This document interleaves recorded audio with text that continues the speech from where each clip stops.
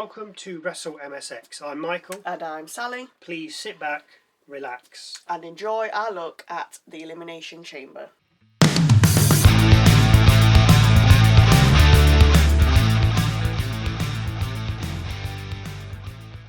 After a video package from CM Punk about the Windy City, Chicago, and feeling pressure, we begin with the Women's Elimination Chamber match. We fill the chamber with Alexa Bliss, Asuka, Raquel Rodriguez and Rhea Ripley before the last two enter, Kiana James and Tiffany Stratton, who of course start us off. The winner will go on to face Jade Cargill at WrestleMania, who happens to be here watching from high up in the nosebleeds. We have a few gymnastic backflips from the pair and a couple of early pin attempts before the first chamber door opens, unleashing the Empress of Tomorrow. Asuka takes it to the pair and then gets two count covers in before we're back to the gymnastics from Stratton with corner offense. It doesn't seem like a moment before the next door opens, bringing in Alexa Bliss. She very nearly gets eliminated after a cover by James, with James then slingshotting Stratton into a pod. Next out, the Eradicator, Rhea Ripley. Headbutts all round, followed by a razor's edge to Stratton into Asuka, with Bliss then escaping a riptide by grabbing onto the chains around the ring. We then get a twisted Bliss from the top of the pod onto the rest of the women, naturally taking out everyone. Bliss then gets misted by Asuka, with James then scoring the pin on her. As Bliss exits the chamber, the final pod opens and in comes Raquel Rodriguez. Rodriguez dominates, fall away slamming Asuka and then hitting James with a running power slam through one of the pod's perspex walls. R-Rod then throws James back into the ring before Tahana bombing Asuka onto her. Rodriguez then covers both women and eliminates the pair.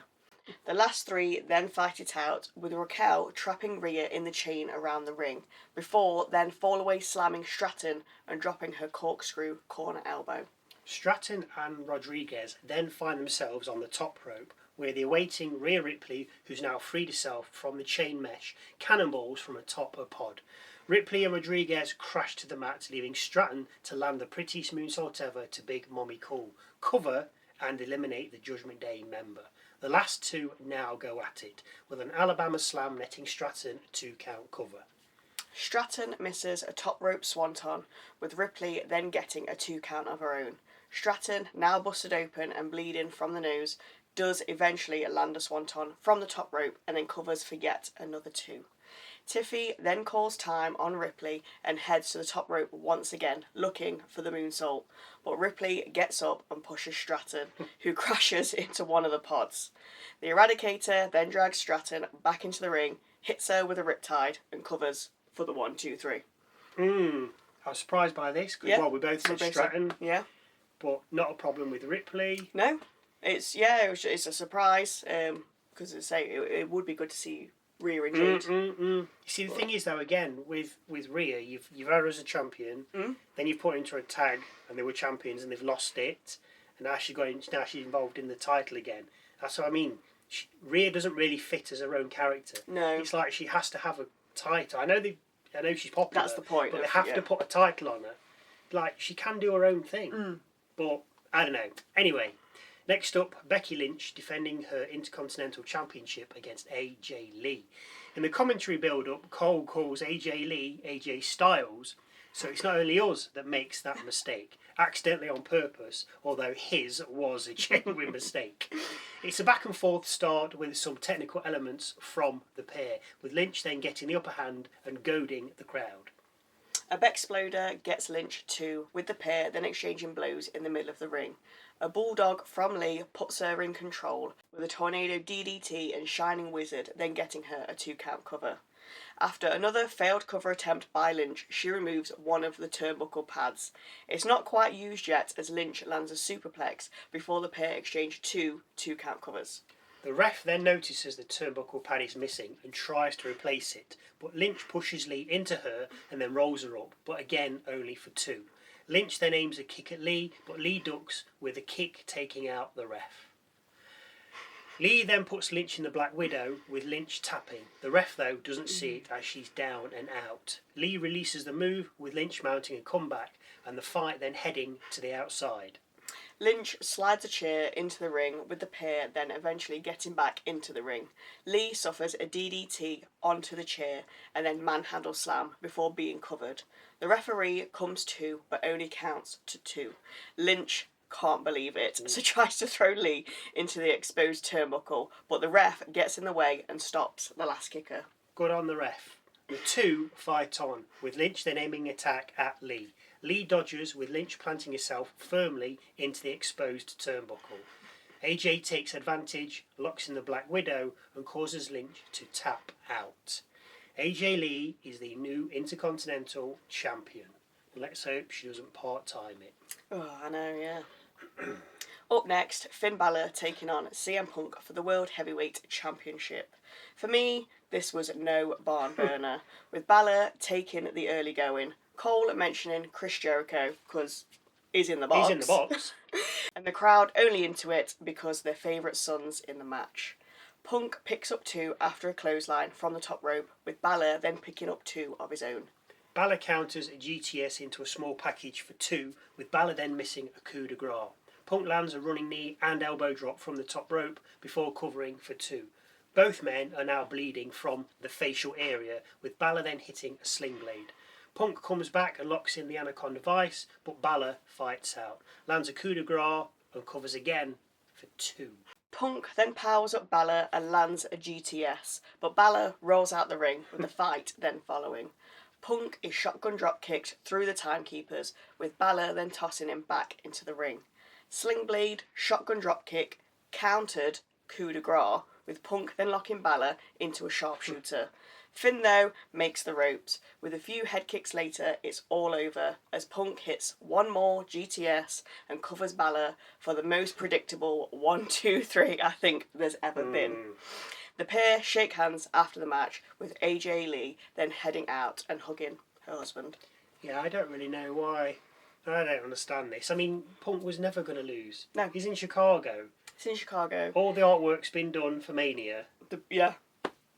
So I don't really, you knew what was going to happen. It was absolutely pointless. Yeah, anyway. Just to get a match in. So, to the main event of the evening, the box opening.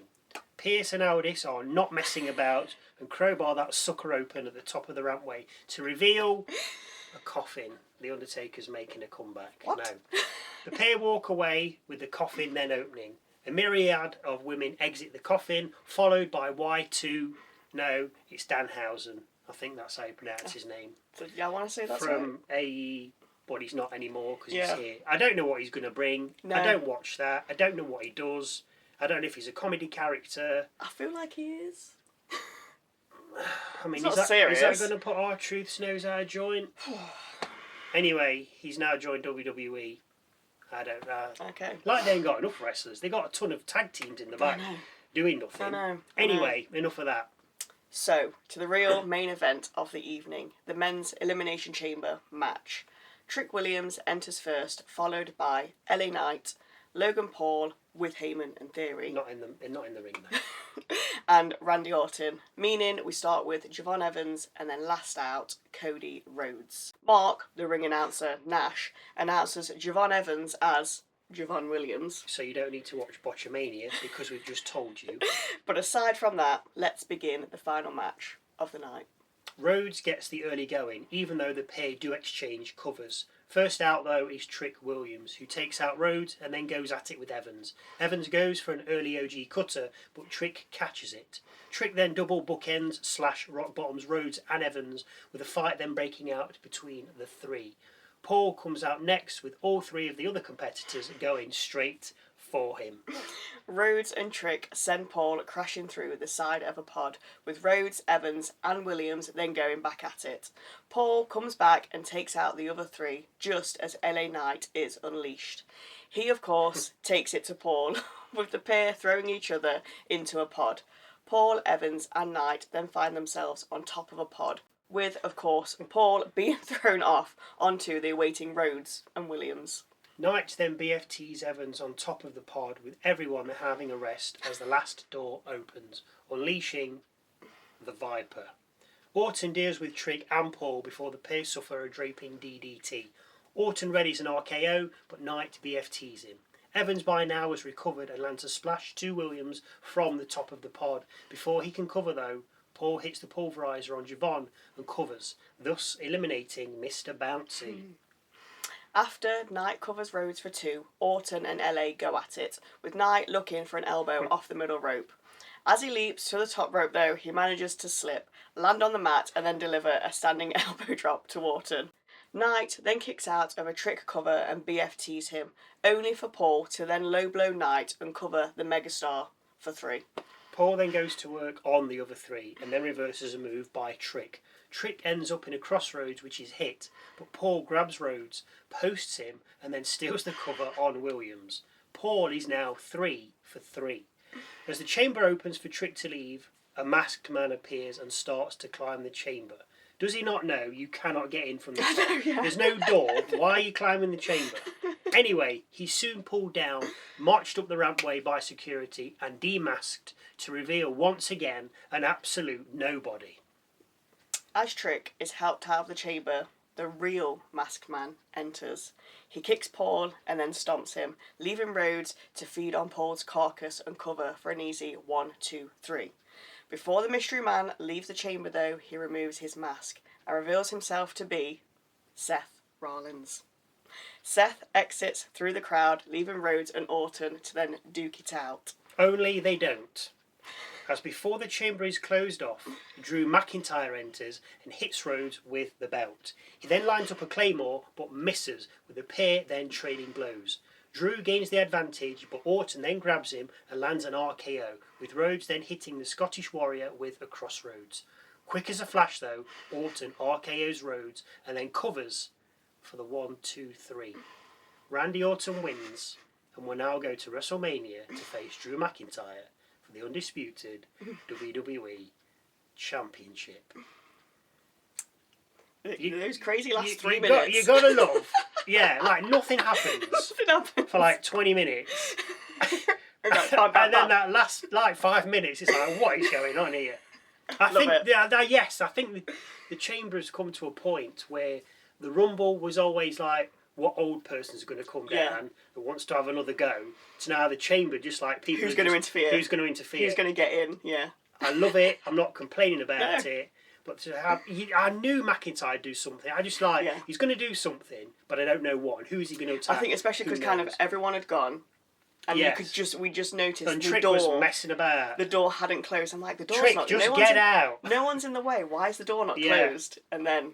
But for Seth to come back, I mean, how far down the line he is to making in-ring debut, or not debut, but in-ring again. Back into it, We don't really know.